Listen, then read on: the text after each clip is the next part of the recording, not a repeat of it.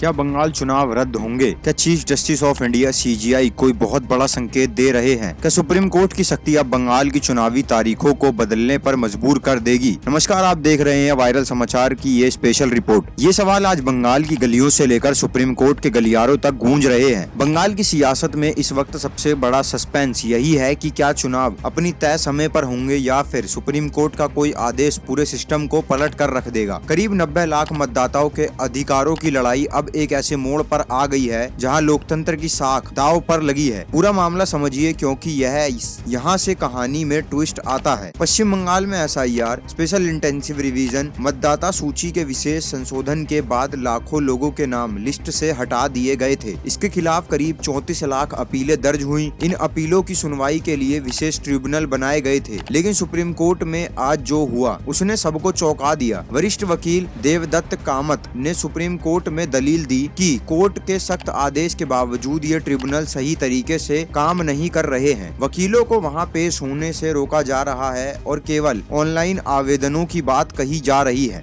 Supreme court ने इसे बेहद गंभीरता से लिया है और सीजीआई सूर्यकांत की बेंच ने कोलकाता हाई कोर्ट के मुख्य न्यायाधीश से तुरंत रिपोर्ट मांग ली है। कोर्ट का रुख साफ है, अगर ट्रिब्यूनल काम नहीं कर रहे तो लोगों को न्याय कैसे मिलेगा? सबसे बड़ा सवाल, क्या चुनाव की तारीख बदलेंगी? सुप्रीम कोर्ट ने पहले ही एक ऐतिहासिक व्यवस्था दी है। जिन मतदाताओं की अपील 21 अप्रैल पहले चरण के लिए और 27 अप्रैल दूसरे चरण के लिए तक मंजूर हो जाएंगी, उन्हें वोट डालने का अधिकार मिल जाएगा। चुनाव आयोग को निर्देश दिया गया है कि वो इन मतदाताओं के लिए एक अलग सप्लीमेंट्री लिस्ट जारी कर दे। लेकिन दोस्तों, पेच यही फंसा है। अगर ट्रिब्यूनल काम भी ही नहीं करेगा तो इन तारीखों तक अपीलों का निपटारा कैसे कर पाएगा? और अगर लाखों लोग बिना सुनवाई के वोट देने से वंचित रह गए तो क्या सुप्रीम कोर्ट चुनाव के आगे बढ़ने का आदेश दे सकता है? कानूनी जानकार मान रहे हैं कि अगर रिपोर्ट में खामियां पाई गई तो कोर्ट अनुच्छेद 142 के तहत अपनी विशेष शक्तियों का इस्तेमाल कर चुनाव की प्रक्रिया में बड़ा हस्तक्षेप कर सकता है। आंकड़े डराने वाले हैं। रिपोर्ट्स के मुताबिक एसआईआर प्रक्रिया में करीब 90,80,000 नाम वोटर लिस्ट से हटाए गए थे। इनमें से करीब 27 लाख नाम लॉजिकल डिस्क्रिपेंसी तकनीकी विसंगतियों के आधार पर हटाए गए। विपक्ष का आरोप है कि यह एक सोची समझी रणनीति है, जबकि सरकार इसे नियमों के तहत की गई कार्रवाई बता रही है।